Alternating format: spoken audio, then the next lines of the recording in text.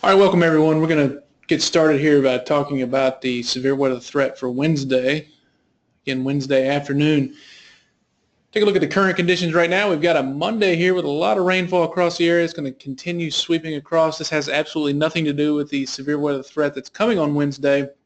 This is just a moderate, light to moderate rainfall here on a Monday morning. Let's jump right to Wednesday. What we're looking at is a system that's going to get itself organized across really the northern Mississippi Valley area, maybe the swing across toward the Ohio Valley. A lot of the good energy with this system is going to be moving away from us, but nonetheless, it is March 1st, so we want to pay attention to any severe weather threat this time of year. This thing is really going to get going around Wednesday midnight, Wednesday 3 a.m., so early morning across places like Indiana, Ohio, Illinois, down toward Missouri, and in Arkansas as well. And it's going to start to swing our way slowly but surely. Now, at the beginning of this thing, it's going to be a pretty fast-moving system. Again, this is a representation of where the system will be by Wednesday at 6 a.m. You see it's moving toward the Mississippi River, probably the Memphis area. And something that's going to happen here is going to begin to slow down on the southern end. Meanwhile, this northern end up in Indiana and across the Ohio Valley is going to continue to accelerate eastward. We're going to kind of get left in this leftover place down across Tennessee, Mississippi, and Alabama. By 9 a.m., it's going to be getting a little closer. Again, it's kind of diffuse and not as organized down across the south. Meanwhile, the northern section of this, again, where the better dynamics are going to continue to accelerate toward the Appalachians. Wednesday afternoon at noon, it'll finally begin to probably get into the state. We may have a few showers out ahead of it again. Nothing really organized or significant, at least at this point. Meanwhile, again, the system accelerates across Kentucky, entering West Virginia and Pennsylvania. Again, that's where the better stuff is. We're sort of down here in this leftover place. However, with the heating of the day on Wednesday, and it will be warm Wednesday despite a lot of clouds, we will see this get better organized down to our south across probably entering our 39 county area responsibility.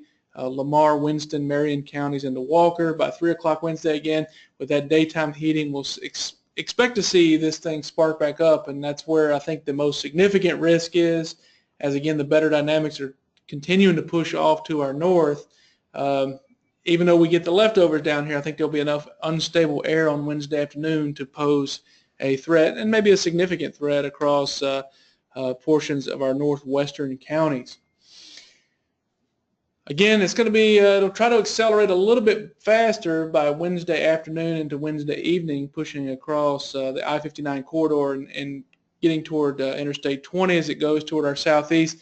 Again, as we lose the daytime heating and the better wind energy is moving off to our north, I do expect this to weaken somewhat by the time we hit Wednesday around sunset.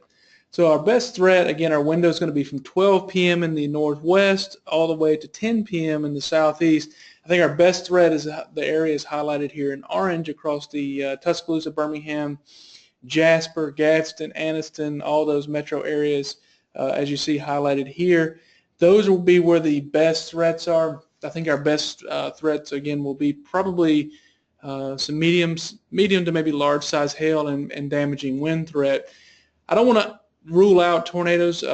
Again, as the better dynamics are kind of leaving and moving off to our north and east, I think that the threat for tornadoes will probably be limited somewhat. Again, probably most likely in this orange area. So I'll continue to include a brief tornado as possible, especially in that orange elevated area. As we progress through the system and it moves further southeast and gets down into the yellow areas, I think that threat will diminish even more and become more isolated in nature, including the damaging wind and quarter-size hail threat. As far as the timing is concerned, it's oriented a little bit strangely. As you see it, the orientation also changes as time goes on, as this thing sort of lays over and becomes a lot more oriented from southwest to northeast. Again, entering our counties here between 12 and 2 and exiting finally by 10 o'clock p.m. Again, this will be on Wednesday. We'll update this as more information becomes available, and have a great day.